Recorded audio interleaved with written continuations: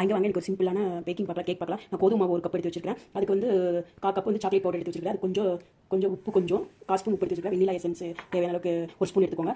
Key வந்து ஒரு 100 gram எடுத்துக்கோங்க. தேவையான அளவுக்கு பால், 2 எக்கு உடச்சி போட்டு வச்சிருக்கேன். 2 எக்கு, 4 பனானா, 1 கப் சக்கரை, பேக்கிங் பவுடர் மட்டும் தான் எடுத்து வச்சிருக்கேன். பேக்கிங் சோடா இல்லை, பேக்கிங் பவுடர் ஒரு 1/4 ஸ்பூன் எடுத்து வச்சிருக்கேன். வாங்க எப்படி பண்ணலான்னு பார்க்கலாம். வாங்க முதல்ல வந்து 2 எக்கு, 1 கப் சக்கரை அரைச்சி எடுத்துக்கோங்க. முதல்ல இதை ஃபஸ்ட்டு அரைச்சி எடுத்துக்கோங்க. இந்த பனானா வந்து நம்ம 4 பனானா கையிலேயே பண்ணிக்கலாம்.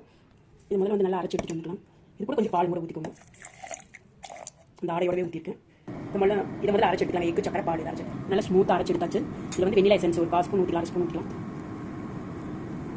அது கூட ஊற்றி அரைச்சிட்டிங்கன்னா எக்கு வாசனை வராதவளுக்காக வெண்ணிலா எசன்ஸ் ஒரு 1/2 ஸ்பூன் ஊற்றியாச்சு. இப்போ மறுக்க அரைச்சி எடுக்கலாம். நல்லா எக்கு, பால், வெண்ணிலா எசன்ஸ் இதெல்லாம் சக்கரையில் அரைச்சி எடுத்தாச்சு பாருங்கள். நல்லா அரைச்சாச்சு. இப்போ இந்த பழத்தை வந்து நம்ம கையிலேயே பண்ணிக்கலாம்.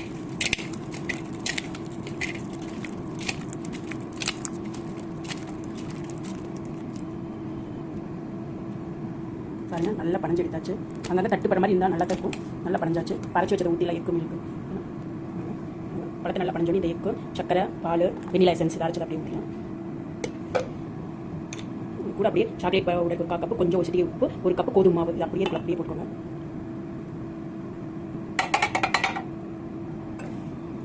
இது கூட வந்து பேக்கிங் பவுடர் ஒரு 1/2 ஸ்பூன் அப்படியே கலரிக்கோங்க. தேவைப்பட்டு நான் 1 கப் பால் ஆல்ரெடி ஊற்றிருக்கேன். தேவைப்பட்ட இன்னும் பால் இருக்குது, கெட்டி அரைச்சி கொஞ்சம் பால் ஊற்றுவோங்க. அப்படியே அழுங்காமல் கலரி விட்டுக்கோங்க.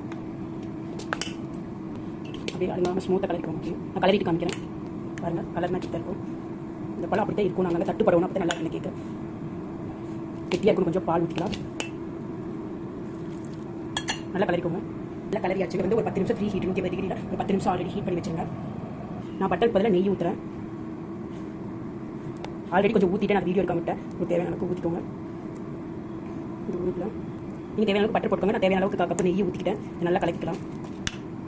நல்லா கலக்கியாச்சுங்க பாருங்கள். இந்த பழத்துக்கு இருக்குது. சிம்பிள் கேக்கு. ஒரு இல்லை ஒரு 10 நிமிஷத்தில் கலரி இது பண்ணிடலாம். ஒரு 1/2 hour 45 மினிட்ஸில் கேக் ரெடி ஆகிடும். இப்போ பாருங்கள் இதில் வந்து நான் நெய் தொடங்கி வச்சுருக்கேன். இல்லை இந்த கேக் அப்படியே ராகி அண்ட் கோதுமை அவ்வளோ டேஸ்ட்டாக இருக்கும். ஊற்றிட்டு காமிக்கிறேன் பாருங்கள். கேக் ஊற்றியாச்சுங்க. ஒரு 4-5 பாதாம் எடுத்து கட் பண்ணி அப்படி தூவிக்கோங்க. எல்லாம் கேக் அவ்வளோ சிம்பிள். சீக்கிரமாக ஒரு 1/2 hour செஞ்சு முடிச்சிடலாம். ஒரு 45 மினிட்ஸில் செஞ்சு முடிச்சிடலாம்.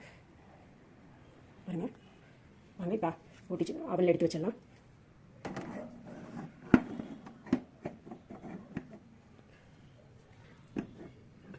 வச்சாச்சு. ஓகேங்க, க்ளோஸ் பண்ணிடலாம்.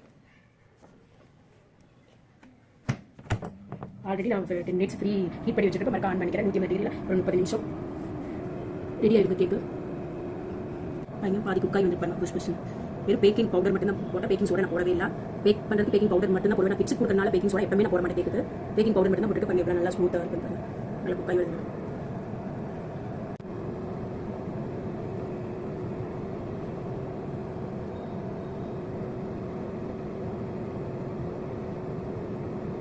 கேக் ரெடி ஆகிடுச்சுங்க. இன்னும் ஒரு 5 மினிட்ஸ்.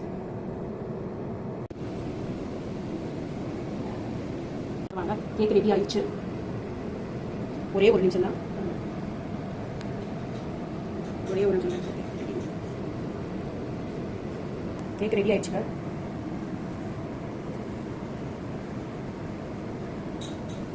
ஆயிங்க கேக் ரெடி ஆயிடுச்சு. நம்ம வெளியே எடுத்து வச்சுக்கலாம். வாவ் சூப்பராக பேக்கிங் ஆயிடுச்சு. சூப்பராக ஒட்டாமல் வந்து பாருங்க. அப்படியே எப்படி பாஞ்சு பாருங்க. சூப்பராக வந்துருக்கு கேக்கு. நீங்களும் கண்டிப்பாக ட்ரை பண்ணி பார்த்துட்டு எப்படி இருக்குன்னு சொல்லுங்கள்.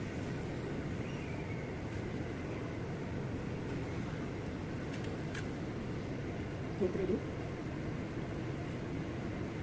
கொஞ்சம் கூலான பிறகு கட் பண்ணிக்கலாம். ஒரு 10 நிமிஷம் சூடெல்லாம் ஆறட்டுங்க. ஆறணும் நம்ம கட் பண்ணிக்கலாம். இவ்வளோ அழகாக பண்ணி சூப்பராக இருக்குது கேக்கு. காரிச்சு நம்ம அப்படியே எடுத்து கமிட்டிக்கலாம். அப்படியே விழுந்துடும்.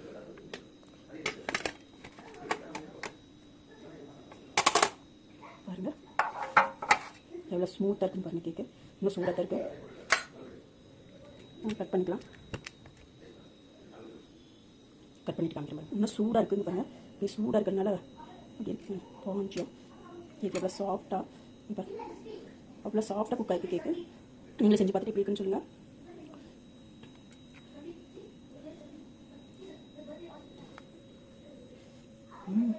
சூப்பராக இருக்கும். நீங்களும் கண்டிப்பாக ட்ரை பண்ணி பாருங்கள். கட் பண்ணும்போது எவ்வளோ புகை வருதுன்னு பாருங்கள். அவ்வளோ சூடாக இருக்குது. ஆல்ரெடி 2 பிளேட் மாற்றியாச்சு. அவ்வளோ அப்படியே சாஃப்டாக இருக்குது. பாருங்க, அப்படியே கட் பண்ணி பண்ண ஆவி கிடைக்கும். இல்லை நல்லா சூடாக இருக்குது பாருங்கள். நான் சூடாகவே கட் பண்ணி காமிக்கிறேன்.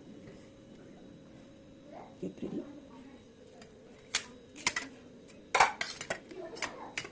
கிட்ஸுக்கு ரெடி, கேக் ரெடி. மீதி அப்புறமே நான் கட் பண்ணிக்கிறேன். பாருங்கள் ஜூஸ் எவ்வளோ சாஃப்டாக வந்து பாருங்கள்.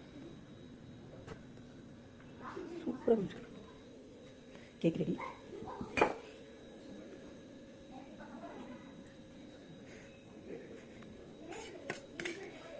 நீங்களும் கண்டிப்பாக ட்ரை பண்ணி பார்த்து எப்படி இருக்குன்னு சொல்லுங்கள். ஓகே பாருங்கள், எல்லாம் கட் பண்ணியாச்சு. ஆனால் இன்னும் சூடாக தான் இருக்குது.